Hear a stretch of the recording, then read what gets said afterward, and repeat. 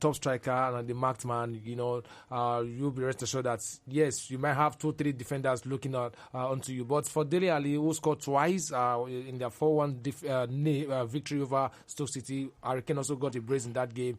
Yesterday, he was the standout performer and he was the man of the match. And himself and the assist maker, talking about Christian Eriksen, who was really, really impressive yesterday. Both of them combined to take Chelsea to the cleaners and continue their impressive form right there at White Hart Lane. It was a very, very interesting match, but Chelsea had a few chances, but they couldn't convert them. And it was Dele Alli's 2 shots at goal that really gave them that victory. It was a very, very fantastic one. One thing for a team is to create a chance, and the second is for it to finish clinically. It was Tottenham Hotspur who really, really did the damage yesterday. But all the same, I must give Chelsea credit. It's not really easy for you to go 13 matches. It's not easy to win 13 consecutive matches. Not really easy. But yesterday, they were looking to forward to setting a new record in the English Premier League. But here you have Mauricio Pochettino's men who said no. Last season, Chelsea did the damage to their title, the chances, and this season it was a form of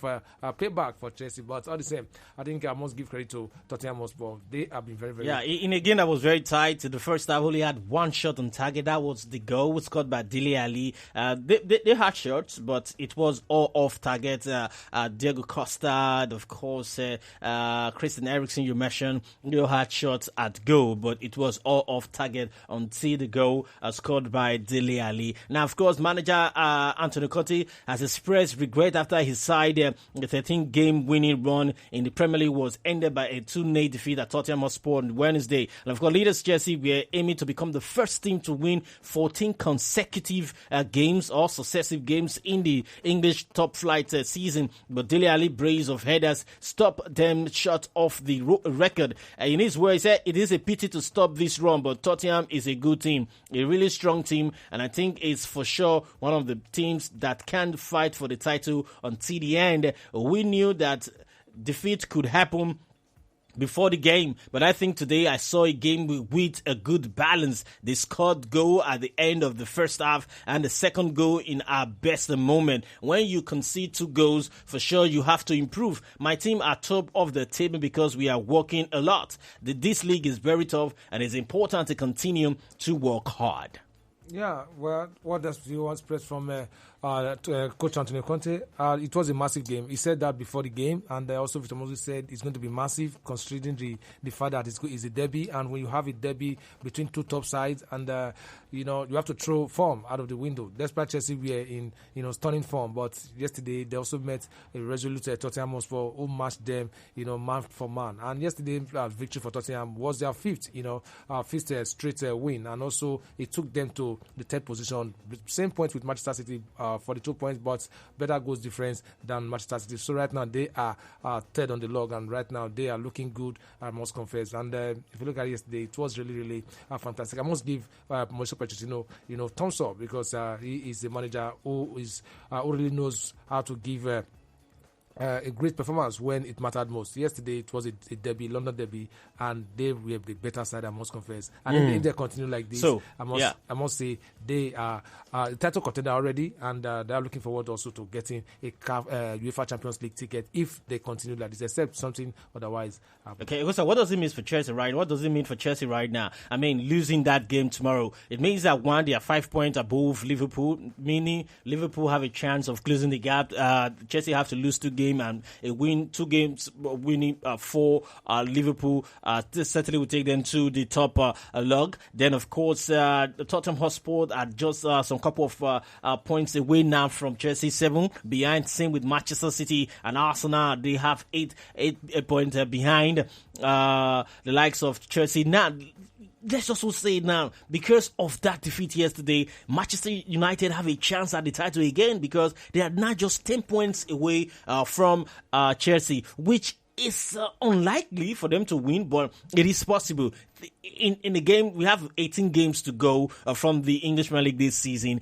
and you could just lose 1 or 2, 3, 4 games, and it could give you the other teams behind you that advantage of overtaking you. What are the chances of these things? Liverpool, Tottenham Hotspur are not third on the log, Man City fourth, Arsenal fifth, and Manchester United sixth. Yeah, all the teams right now, they have they stand a chance of winning the Premier League because you still have 18 games to go, and right now Chelsea are 5 points behind Liverpool. And if you look at it very, very well, I must say Liverpool, they stand a chance. If they had won their last game against Sunderland, I think that would have, given them, a closer gap, to Chelsea. But all the same, if they continue to win, though they'll be missing key players like Sadio Mane will be going to the Nations Cup. Coutinho is not yet back, and also Daniel Sturridge who got injured in their last game. And if they can get those guys back, or better still continue their winning run, because Jurgen Klopp is a good manager, I think they stand a chance of climbing to the top position. Also, Manchester City also stand a chance of winning the league, or better still getting to finish in the second position. But it's not going to be easy. But with the returning Sergio Kun Aguero, who gave them the victory against Burnley, I think they also stand a chance. Then Arsenal, down to fifth. Yeah, down to fifth, but fantastic performance. It's only teams with a great pedigree they can come back from a 3 goals down in that kind of a top flight encounter, to draw 3-0 with Bournemouth. So they also stand a chance, but in order for them to get to win the league, the last one in 2004, they need to start winning games. And also you have Manchester United, fantastic for Mourinho, 6 successive wins, and right now they've been for a very long time. For a very long time, but it's really, really good because 2 wins for them now will start catapulting them to, as we said before, 2 defeats for one of the top 3 teams right now, and the 2 victory or 3 victory for Jose Mourinho will just change the table. That is one thing about the Premier League. And it's really, really important. But all the same, for Jose Mourinho to maintain his winning streak, I think it's really, really fantastic for him. Whether being for long in the 6th position doesn't really matter. But all what Man United fans want to see or want to hear is that they are winning, and they are winning, so that it will always keep them so close. So for me, the game is still open, the league is still open, and Chelsea, though they've been flying, but yesterday they had a break. Their streak was. I know one can really blame them. I mean, you can't go 13 games unbeaten and winning all through. So losing one game, we can excuse them. Though we said they had more days of rest and all that, ahead of other teams who have a little hours of rest than Chelsea. But yesterday it shows that fatigue. Let me use the word fatigue also played a part, because going on a 13. I disagree. I disagree because it's not easy for you to play 13. Chelsea were fantastic. To me, I think they were fantastic. They just played against a better side. Eric Dyer, who came into same formation, the 4-3 formation yesterday. I think Eric Dyer did very well at the back. He tried as much as he can to keep Diego Costa quiet to a large extent. Of course, kudos to Musa Dembele at the back, and of course alongside with the Kenyan international Victor Wanyama. He was fantastic yesterday. N'Golo Kante, tackles. Okay, I'll give you 99%, but passes 70%. He lost the ball more than the entire team put together yesterday. He's worked great yesterday. N'Golo Kante wasn't that too fantastic, but all the same, I think Tottenham Hotspur were just better. It wasn't fatigue. Give Diego Costa have a chance. He would have scored against Tottenham Hotspur yesterday. He had a shot on target. He had about 3 shots off target. But at the same time, I think Chelsea gave a very good account of themselves. Remember, Tottenham did score with the tiki-taka form or passing and shooting. They had to take the ball, cross into the net like the kind of police game you have. Just joking anyway. Playing it direct football. They had to go direct. That was how they got those goals. Yeah, and they have the players to do that. When you look at the defense, you have Eric Dyer, you look at the midfield, you have Victor Wanyama, you look at the attack. Dele Alli is a very tall lad, though. Yeah, he's 6 foot. Yeah. He's 6 foot. So basically, I think that they saw and they knew that they couldn't go at Chelsea, playing the ball like the tiki-taka that we've known them for, like what we saw a couple of days ago. That was the 1st of January. But at the same time, they played well at the park, and they went direct, and it actually worked for them last night. So I'm actually very, very happy. that Tottenham Hotspurs, one way or the other, they were able to hold their own. And at the same time, kudos to Chelsea. They played very well. I think they can raise their head up high because they went 13 games unbeaten. In fact, it was a winning streak. United, they've gone close to 11, 12 games unbeaten, but one can say they went all the games winning. At least they had some couple of draws, about 6 of them, but others, they've been able to manage victories recently. So kudos to Chelsea, all hey, the league leaders right now. Of course, if you just join us, let's quickly inform you that you can watch us live on our YouTube channel.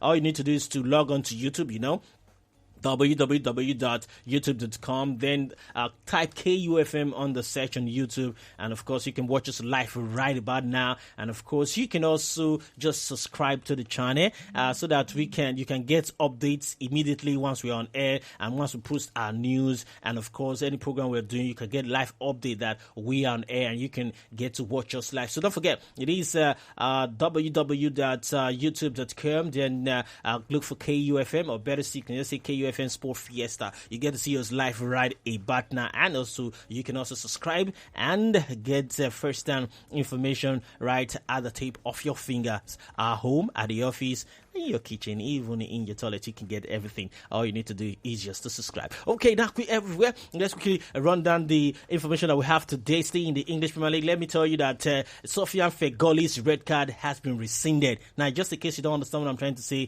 it has been overturned or it has been washed away. So he is now eligible to play for Western United. It means that the red card, they overlooked it on that. They said the referee Mark Dean made a mistake in that, and of course they can have their player, the attacking midfielder, back for them in their game this weekend in the FA Cup game against Manchester City. And of course, don't forget that it is all FA Cup this weekend.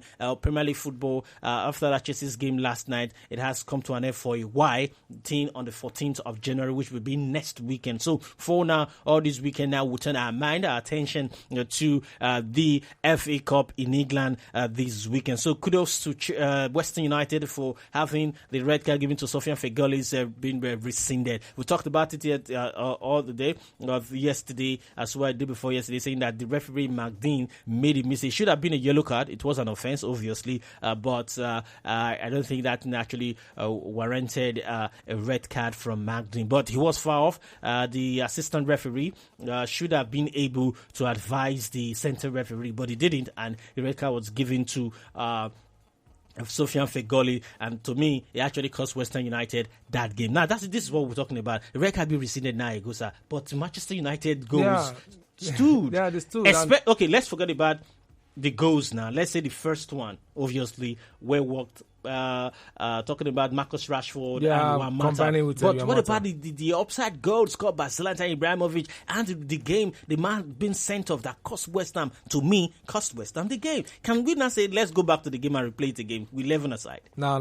It's not done. And that's the more reason why the video replay is so important, because... But it's still not perfect. Yeah, the video replay is still not perfect. Even if it's still not perfect, still not perfect, but it will go a long way in, helping to decide, helping the referees to get a better decision right there on the pitch. It might take like a minute or two for him to wait for the replays to really show him. When you wait for a minute or two in football, except they can make it faster. Like we have the goal line technology. Once the ball crosses the line, you just have the signal right on your wristwatch, and of course you can go on. That's in a split of a second. Now, but when you have to wait 1-2 minutes, like what we saw from the FIFA Club World Cup, they had to wait for, I think, about 3 minutes for them to consider Ronaldo's goal, whether it was onside or offside. I think it would disturb the flow of the game. Francis, it will not disturb. You know the reason? Because it was during the FIFA Club World Cup that the video replay was tested, was put into test, and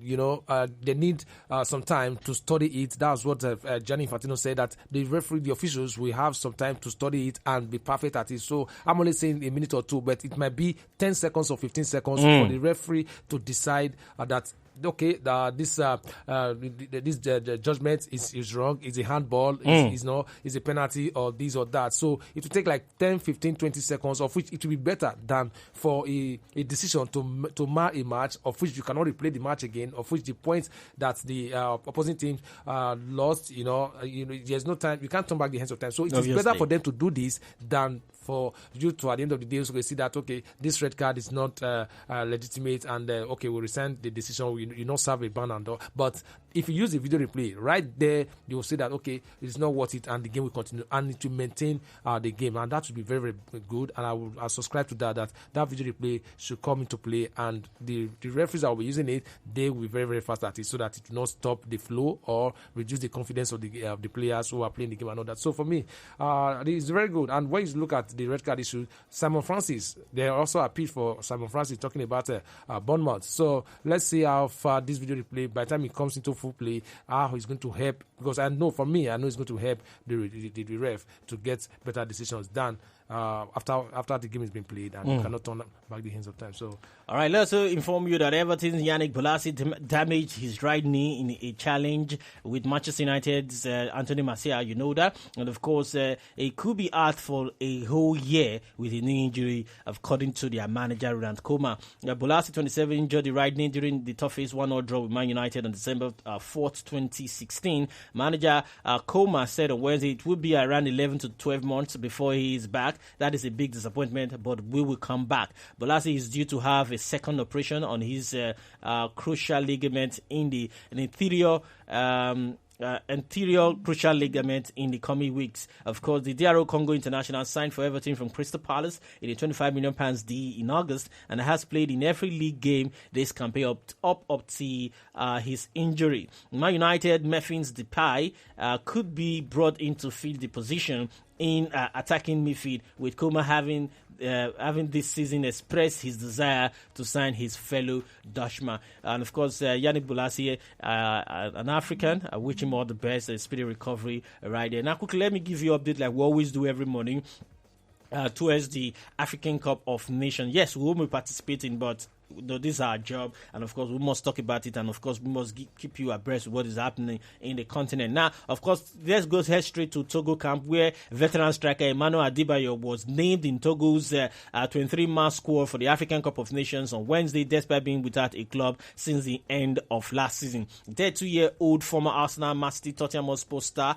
was released by Crystal Palace at the end of the 2015-2016 campaign after seeing out a 6-month short-term deal. Togo coach Claudio Leroy will take his squad to a training camp in Senegal before heading to Gabon for January 14 to February 5th tournament 2017. And of course, this is good news. He probably might not be playing the entire game or game stand at the group stages or the entire 90 minutes, but him there as an inspiration to other lads. Yeah. I think definitely it will actually help them at the group stages. Don't forget that they are in a very, very, very, very, I say again, very tight group, and of course they have to put on the best performance they can to be able to get out of that particular group. Elsewhere now, we'll see in African Nations Cup with just days to before the game will be commencing in Gabon. Emerick Aubameyang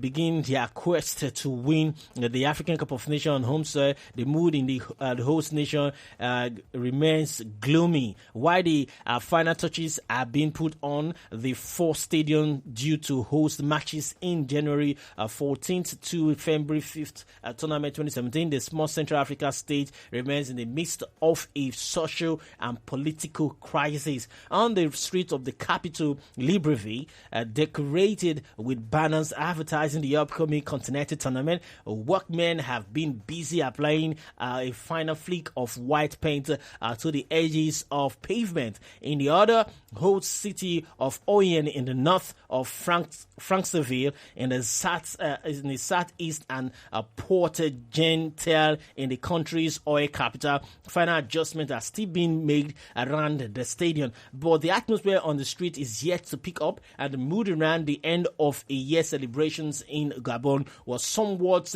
more down at a time when the country is struggling with a severe economic crisis caused by the collapse of the price of oil.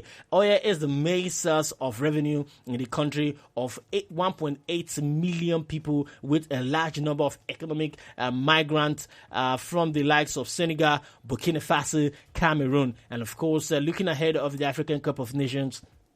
We are wishing that this will be a success. And of course, boycott has been called in the country, that fans should not go to the stadium and all that stuff. But I believe that with football that unites something that's unite people rather, that to me is the best way to make friends with your enemies, where the very first place you see a black man embracing a white man and all this stuff. So basically, I think it will unite the entire African nation once again. Even in Gabon, people will come down to the stadium. Yes, it's not just about Nigeria. We have economic recession. It's all over the world, and especially in Gabon. For we have agriculture to turn to, but trust me, in Gabon, it's all about oil, because that's their major natural resources, and of course right now it's not looking good in that country, but nevertheless I think it will be a fine Nations Cup, and of course everybody will be happy at the end of it. Let's also tell you, moving away from Gabon, now the host nation, let's dive into the Indomitable Lions of Cameroon's camp, where Liverpool defender Joel Matip and West Bromwich Albion's player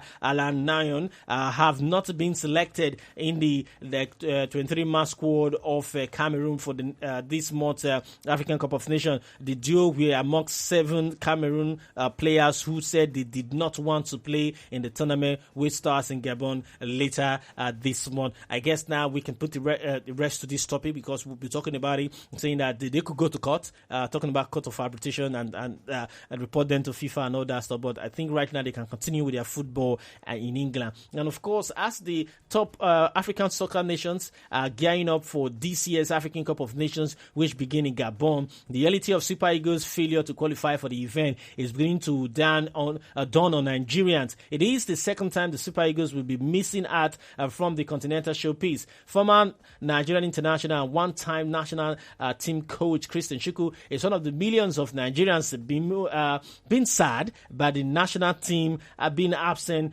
from the tournament. It is sad that the Eagles are not going to take part. In the past, we thought it was our birthright to be at every edition, according to Christian Shuku. You don't forget that Genetro will be participating in the African Cup of Nations, but not as a coach, but as a pundit. Yeah. But he has said that he's going to use it as education for him to take a look at Cameroon, who will be playing back-to-back in our next FIFA qualifiers. Then, of course, Algeria as well. And then maybe also to take a look at other African countries that he can borrow some techniques from. Don't forget the likes of Ghana, Egypt, Morocco, Algeria, Cameroon, DR Congo, and host Gabon. I cannot guess, because they are all heavyweights of African football, because right now anybody can win the African Cup of Nations. They all have a good team to win it.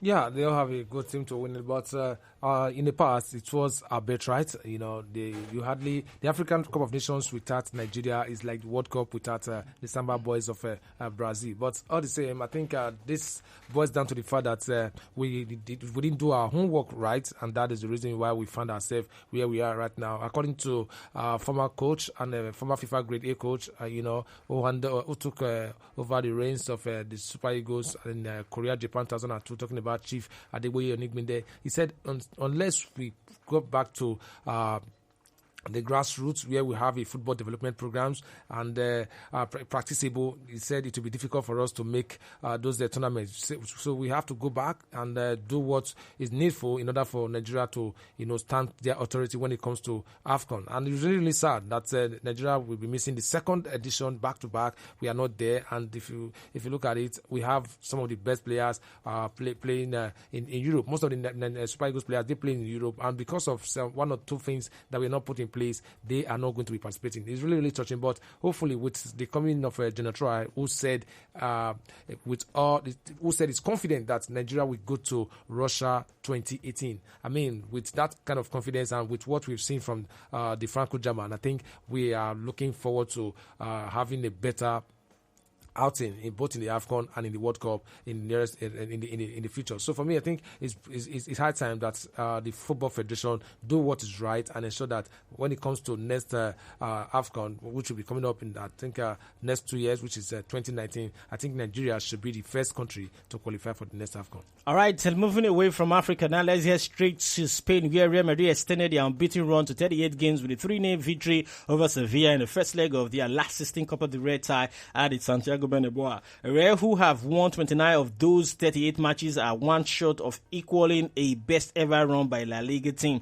James Rodriguez scored twice as he made a rest start in the absence of rested Cristiano Ronaldo. Rafael Varane also headed home to put Real firmly in control with a second leg in Sevilla on the 12th of January. This is the second leg, which now appears a formality in the hectic schedule that could see Real play 21 times in 11 weeks. And of course, a good result. They started from where they left off. Yeah, they started from where they left off, and that goes to show that Zinedine Zidane is doing a human job with Real Madrid. And since winning the FIFA Club World Cup, they are back again. And what a way to start the year, you know. Though they had better head-to-head statistics over Sevilla, you know, and yesterday they also proved that, yes, they are ready to also roll over Sevilla. And they did that in great style with James Rodriguez, who have not had a lot of playing time this season. He's been complaining. We've heard rumors of him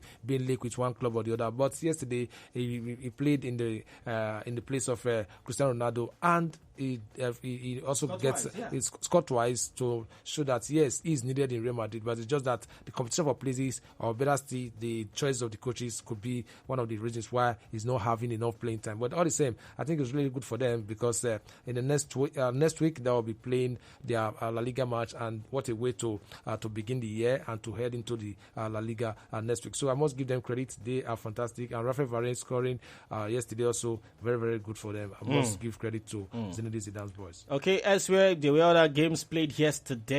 Aigbekan and Cordoba settled for goalless draw, and Real Sociedad defeated Villarreal 3-1. Remember, it just the first leg of the matches of the round of 16, the Copa del Rey. Okay, moving away from football now, let's head straight to tennis, where Andy Murray reached the Qatar Open quarterfinals with a battling 7-6, 7-5 win over Australian Gerard Marza. World number 68 Marza produced a gusty display, saving 8 first set points before eventually succumbing to the world number 1 in the tie break. And of course, it was a good one. Earlier in the day yesterday, world number 2 Novak Djokovic also won his game against Zabalos at 6-3, 6-4. And the shocker yesterday was in other game in the Hopman Cup, a German teenager Alexandra Zverev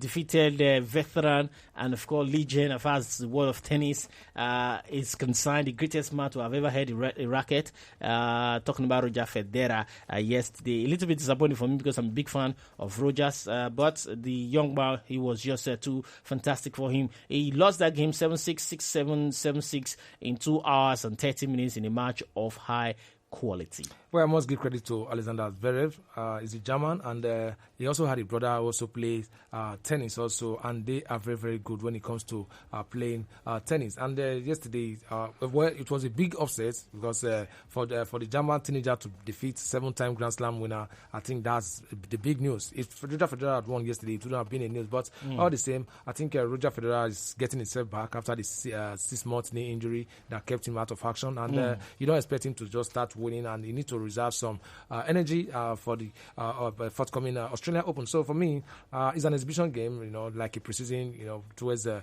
new season and all that. So for me, it was a shock upset, but all the same, I must give the German a thumbs up because beating, a legend like Roger Federer is a very, very massive one for the German. It will also increase his CV and all that. So for me, I think it was a good one. I must give thumbs up to the German teenager, despite the fact that Roger Federer just came back from a long-term injury, but it's not easy for him to have that victory over Roger Federer. So what do you say? Okay. I wish Roger Federer good luck, and also the German, I wish him good luck also. Okay, once again, if you just join us, this is Sport Fiesta reaching live from 92.7 KUFM down here in Benin City. You can actually get to watch us live down here.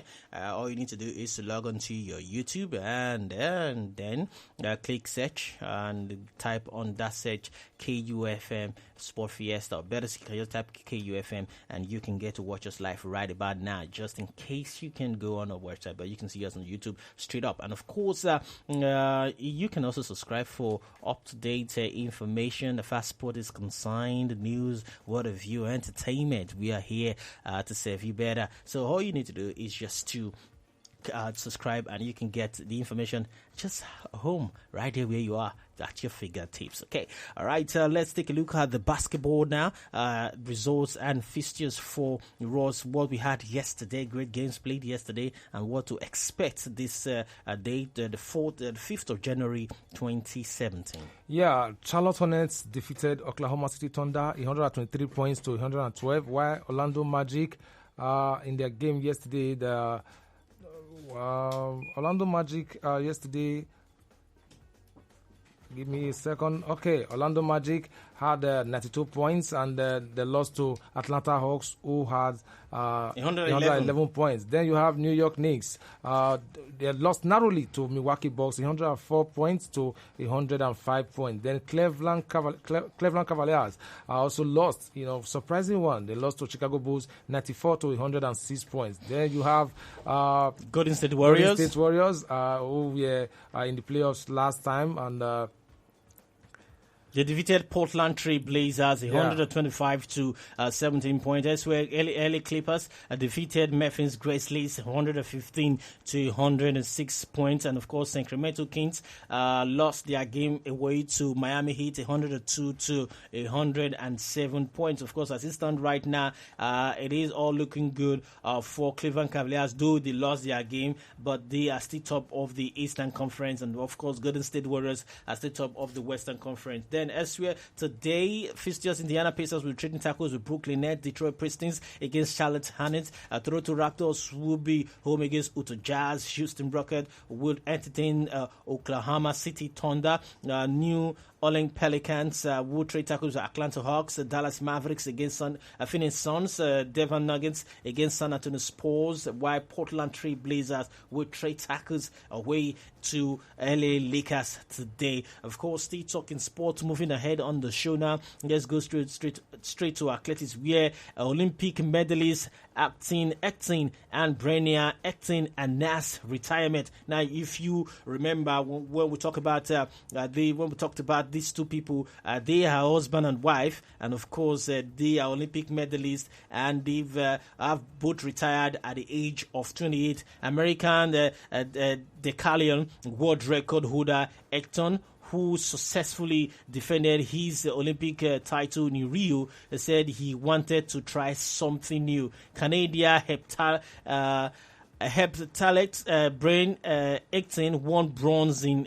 Rio and was runner-up to Jessica Ennis-Hill at the 2015 World Championship. Ektin broke his own world record in Beijing in August 2015 when he accumulated 9,045 points to pick up his second World Championship gold. And then by winning in Rio, Ektin became the third man to retain the Olympic decathlon title, and emulating Great Britain's Dalen Thompson and of course US Bob Matthias. Both did very well, and both at the age of 28 they've left the game to try something fantastic. We've heard that before, people retiring just for them to try something fantastic. I think this should be familiar to you, Eghosa.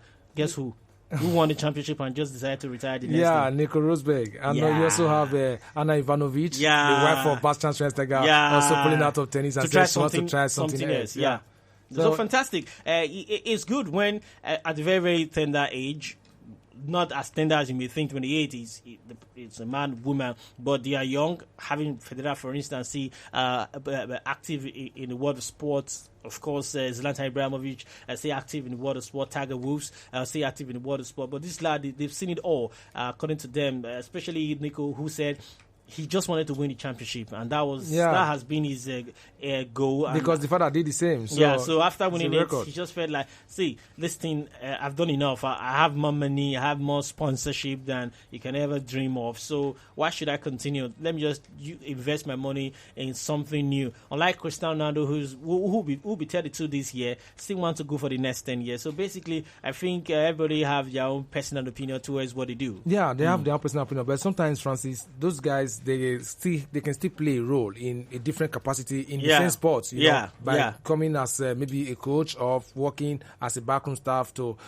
in their respective sports. So it's fun. Like Rafael Nadal, though he's still playing, but right now I must say Rafael Nadal has a tennis academy. By the time he retires, I think that is one area where he's going to give a whole lot to kids who are really interested in following his footsteps and playing tennis. So he has already opened an academy, of which is really good. Even if he retires tomorrow, I would not say Rafael Nadal has retired, because for him to own an academy, he still has a lot to give to the younger lads in a different capacity. So for me, I think it's really good sometimes when you have achieved a whole lot in a particular job. You might say, okay, let me just call it quits and do something different. Why doing something different? Your experience, your ideas, and all can still be given in that same sport, but in a different capacity. All right, moving away from athletics now, let's head straight to golf, where Tiger Woods to open 2017 season at the Farmers Insurance Open. Now, the Tiger Woods' first event of 2017 will be the PGA Tour Farmers Insurance Open at the Torrey Pines in San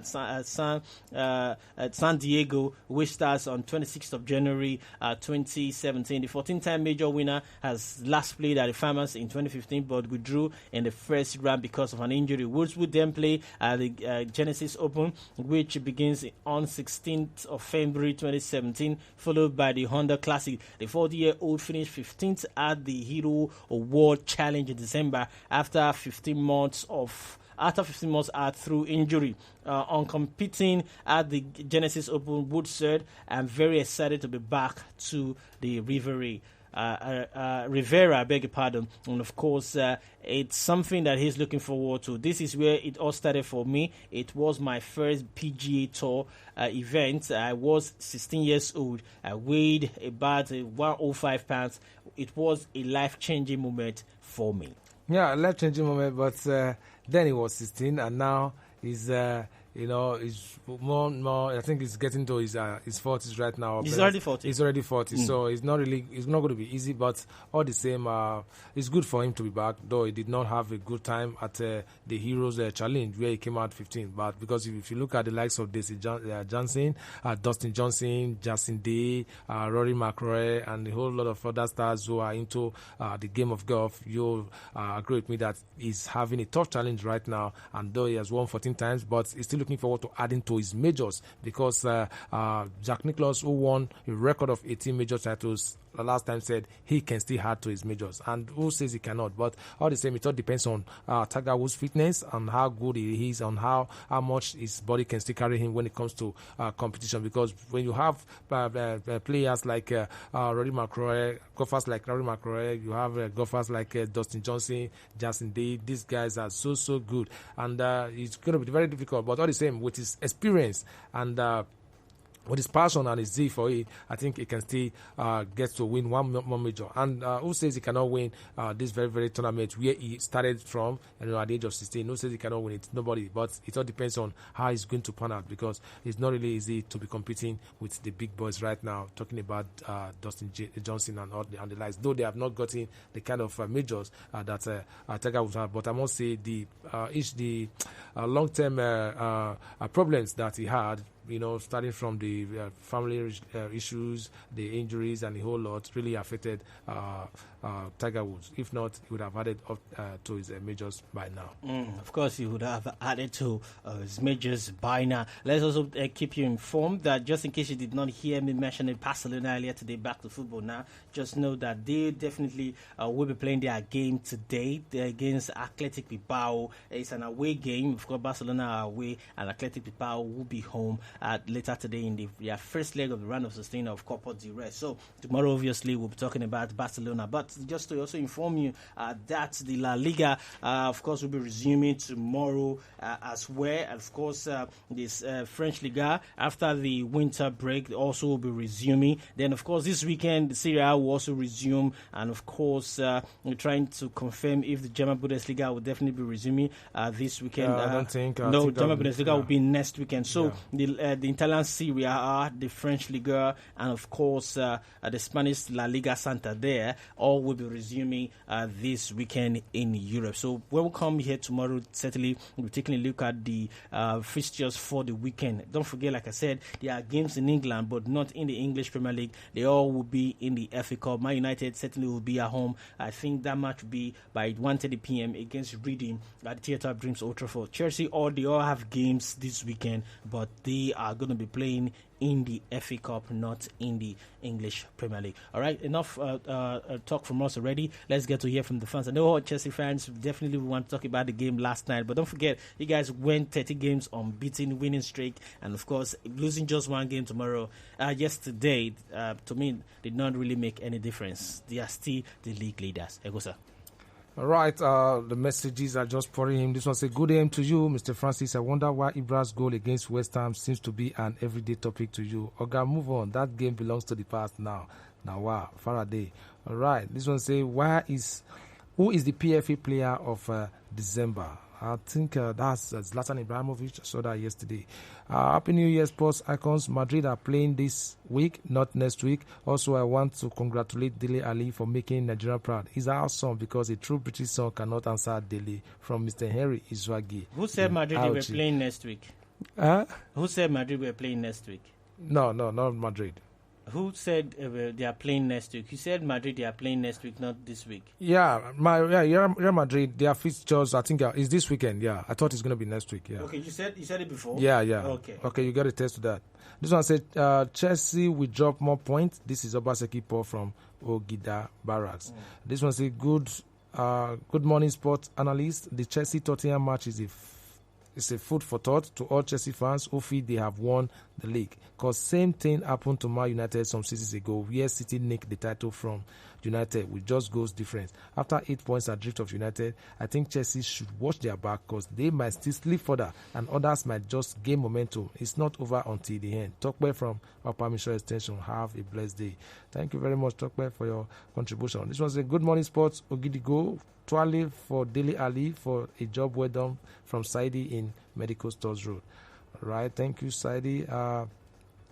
This one say, please end today's program with Tottenham Hotspur anthem. They defeated my team, Chelsea. I must give them credit. Other fans should please stop making noise. Why couldn't their team defeat Chelsea? Lucky the blue boy from Egba.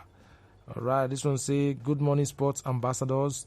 Tottenham's win has just opened the league title for the top 6 teams again. For Man United, is a must win against Liverpool on the 15th from General Osaze. All right, this one say, good AM, guys. I saw Chelsea losing because their winning streak was getting too much. Please, there was a guy who predicted 3-1 in favor of Chelsea with Pedro, Hazard, and Costa to score. Please, I need his number. Official ATY from Upper Lawane. This one say, morning sports use. Spurs improved tactics and they distracted Chelsea mentally and made them play under pressure. And that was the code the rest clubs didn't know. Did you hear the commentator said, every good thing comes to an end. Arsenal 4th position might be stolen from them this season. Red Devils all the way. Destiny from USA. This one said, what did Real Madrid play yesterday? Ambrose from Benin. Yesterday they won 3 goals to nil. This one says, good AM sports duo. Club for me is not yet ready for the EPL title. It's just the Robin Hood of EPL. Take the points from the rich top clubs and gives it to the poor bottom clubs. Right. This one says, Tottenham stopped City winning streak.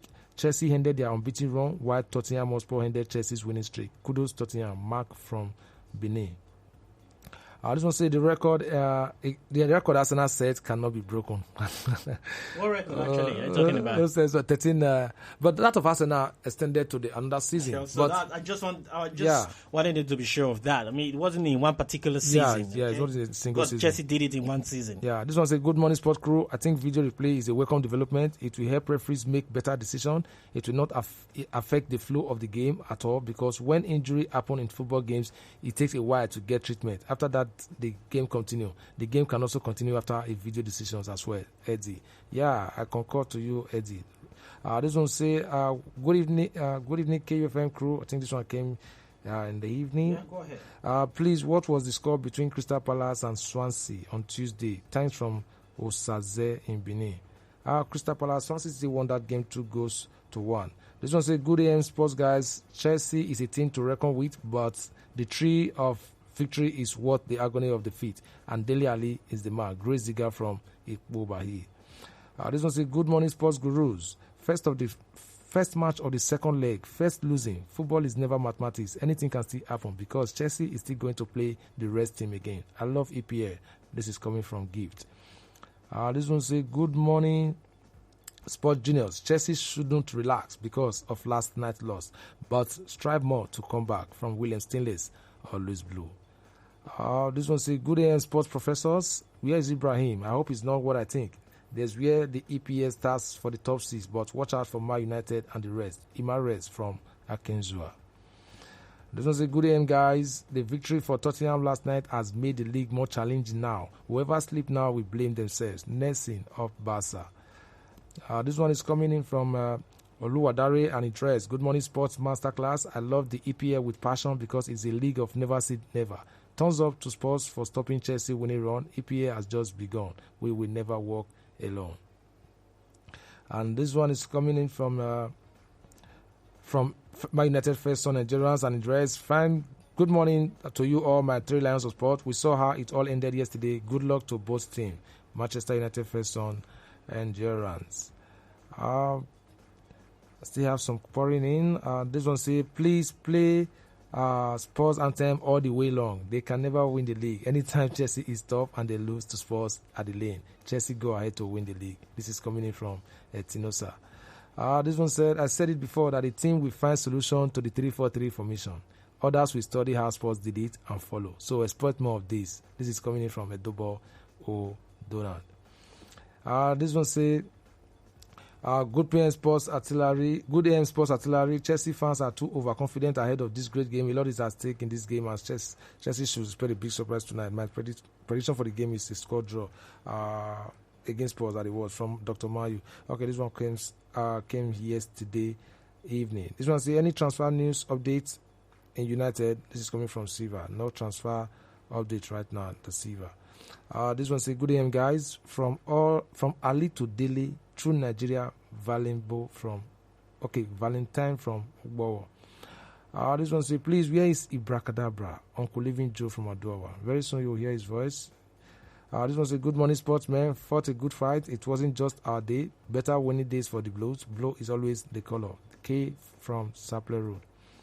Alright, this one says, Chelsea will lose to Liverpool and Arsenal after next week game. Okay.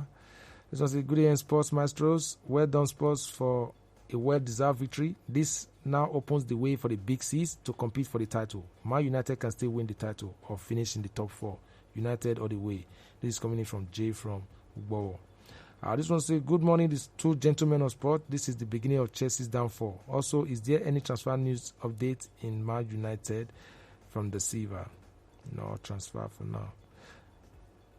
All right, I think that's the one we have for now, Francis. All right, of course, for the messages, it's good. Of course, I think, like I said earlier, Chelsea is still a team to beat in the EPL, but don't forget in a hurry that when you send your SMSs down, try as much as you can to also respect other people's opinion. I mean, Tottenham Hotspur did something that even Man United couldn't do. Yes, Arsenal did beating Chelsea before, but that was before they went on this winning run.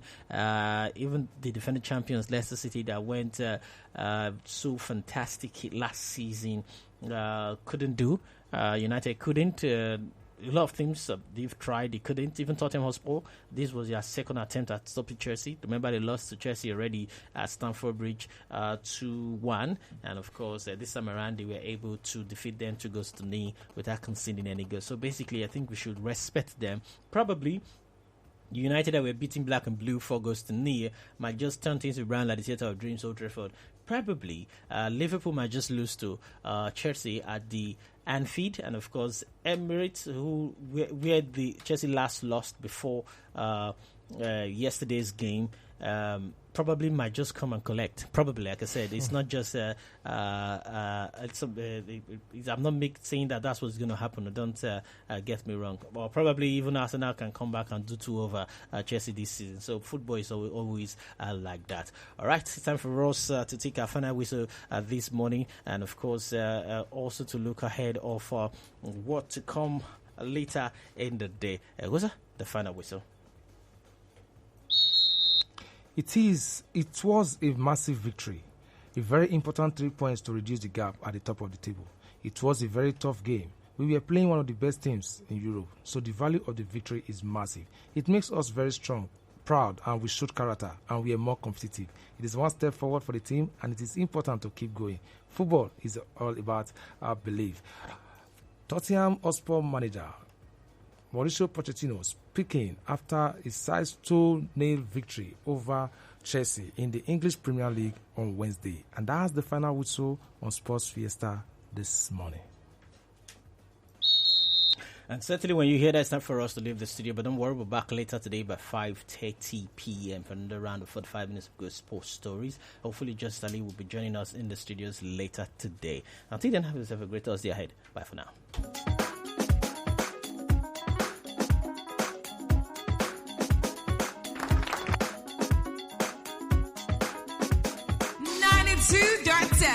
KUFM.